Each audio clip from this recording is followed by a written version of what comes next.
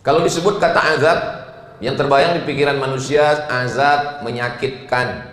Baik itu yang bersifat fisik, luka, jatuh, patah, penyakit kronis, kanker, diabetes, dan seterusnya. Atau yang dimaksud dengan azab itu yang bersifat mental, rasa takut, rasa cemas, dibully, dihina, dilecehkan. Tapi Allah Subhanahu wa ta'ala dalam surat Maryam ayat 45 menyebutkan ada satu jenis azab yang berbeda. Dia bukan bangkrut, bukan miskin, bukan luka, bukan sakit, bukan mati. Azab yang unik. Apa kata Nabi Ibrahim kepada ayahnya? Ya abati, wahai ayahandaku, inni akhafu, aku khawatir, ayyamassaka azabun minar rahman, aku khawatir nanti engkau terkena azab, fatakuna lisyaitani waliya, engkau menjadi penolong setan. Azab yang unik.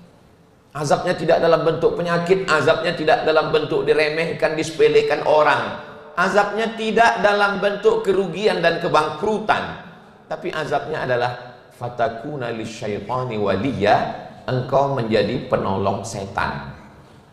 Ada orang yang hartanya banyak, tapi harta itu dipakai untuk membangun diskotik, membuat tempat maksiat. Bagi sebagian orang dia tidak kena azab, justru dia sepertinya dapat nikmat, hidupnya tenang, kenyang, senang, tapi sesungguhnya dia sudah menjadi penolong setan. Itulah yang disebut dengan istidraj. Sanastadrijuhum min haitsu la ya'lamun. Ada orang-orang yang kami permainkan dengan istidraj. Istidraj artinya azab yang tertunda. Dibiarkan rezekinya banyak, melimpah, tidak putus. Dia sendiri pun sebetulnya heran. Di saat dia sendirian di tengah malam, kenapa saya tidak pernah sholat, tidak pernah puasa, tidak pernah ngaji, tidak pernah dekat dengan ulama, tapi kenapa rezeki saya lancar? Maka sesungguhnya itu adalah fatakuna lisyaitani waliya, menjadi penolong-penolong setan. Nikmatnya boleh jadi sama-sama uang, sama-sama harta, sama-sama mobil, sama-sama bangunan. Tapi coba kita renung sejenak. Kira-kira harta ini membuat lebih dekat dengan Allah atau makin jauh dari Allah? Kalau makin jauh dari Allah, at-tafakkur sa'ah, bertafakkur, merenung walaupun sesaat, khairun min qiyami lailah, lebih baik daripada tahajud sepanjang malam. Waqfah ma'an nafsi, ada kita sediakan waktu sejenak bersama jiwa. Ada waktu sejenak bersama istri, ada waktu sejenak bersama anak. Tapi sekarang orang tidak punya waktu sejenak bersama jiwa. Orang beriman sebelum tidur malam sejenak bersama jiwa. Sempat-sempatkan sholat witir sebelum tidur. Kalau tidak mau sholat witir sebelum tidur karena mau witir di akhir malam, tidak apa-apa. Paling tidak berwuduk dulu, merenung sejenak. Aku ini dari mana, sedang di mana, mau kemana? Apakah harta yang dititipkan Allah ini dipakai untuk menolong Allah, atau justru menjadi penolong-penolong setan? Kalau harta yang ada di tangan kita malah menjadi penolong setan, bertaubat kepada Allah, karena setelah kita mati dia akan menjadi dosa jariah. Bayangkan orang-orang yang membangun tempat maksiat, dengan bangganya diresmikan dengan acara yang luar biasa, megah meriah, gegap gempita, tapi sebenarnya itu hanya menjadi fatakuna lisyaitani waliya, menjadi penolong-penolong setan. Itulah yang dialami oleh Qarun.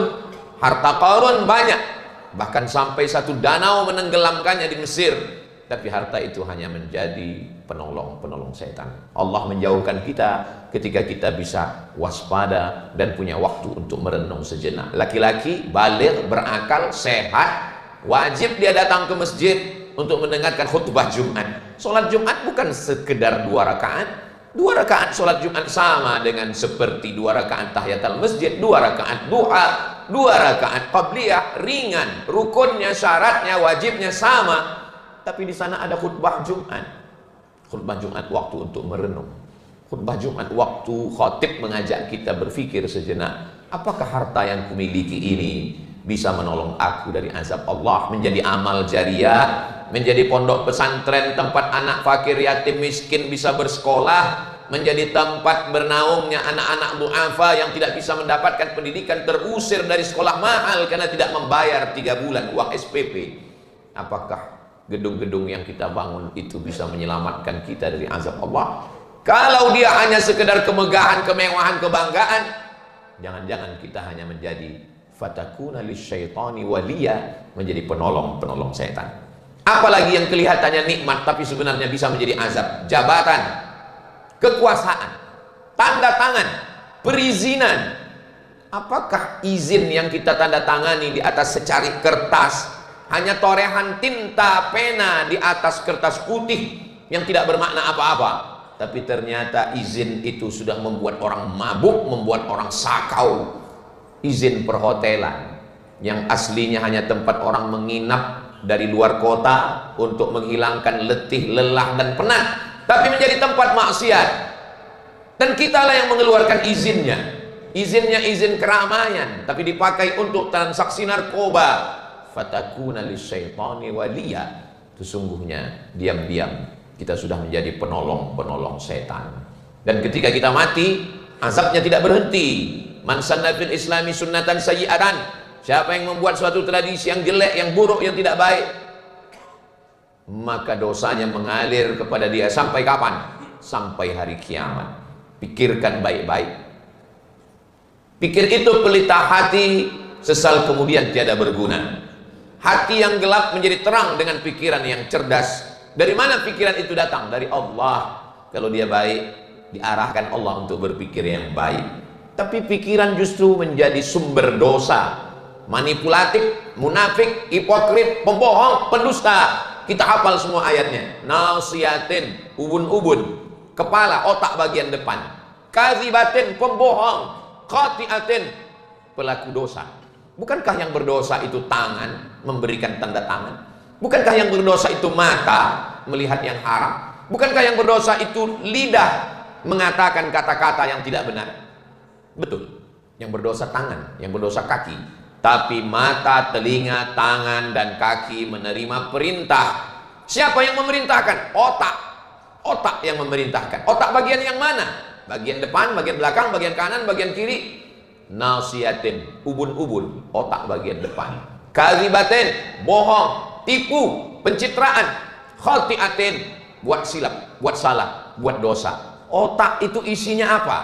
Isinya darah, air. Darah itu datangnya dari mana?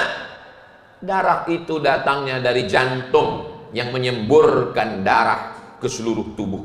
Dari jantung mengalir ke mata, dari jantung mengalir ke tangan, dari jantung mengalir ke kaki, dan dia masuk ke dalam otak. Darah itu datangnya dari mana? Darah datang dari makanan.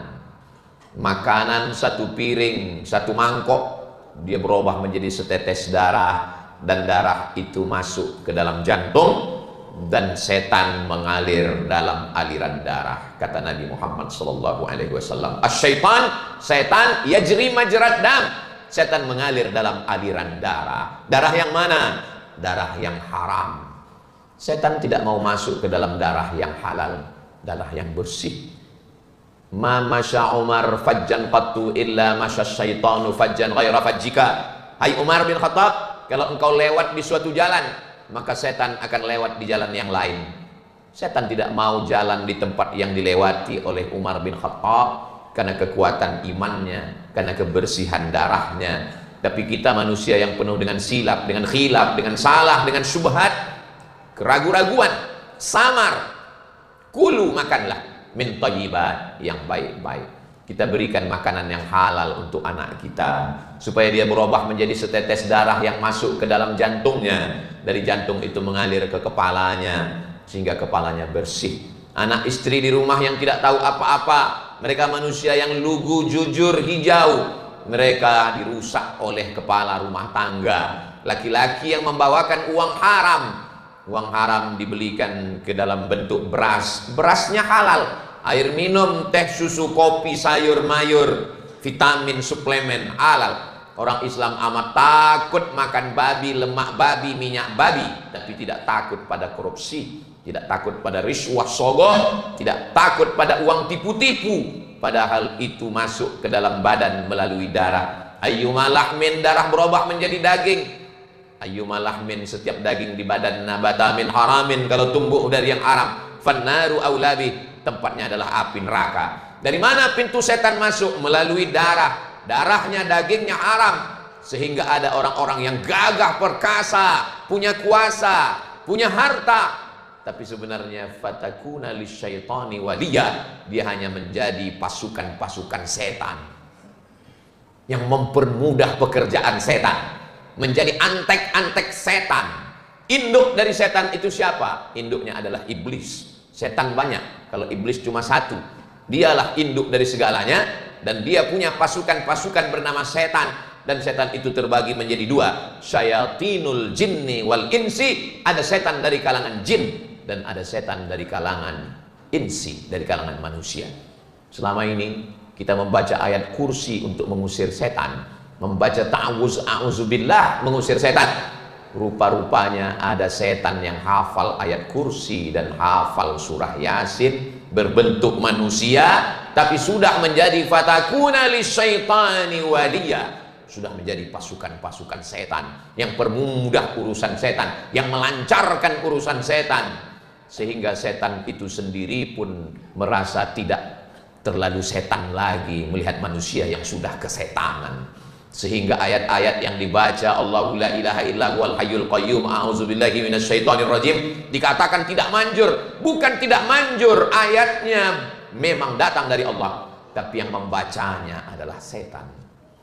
Dibacakan oleh setan, maka tidak akan memberikan apa-apa kepada setan, karena sesama setan tidak akan mungkin menghalau setan.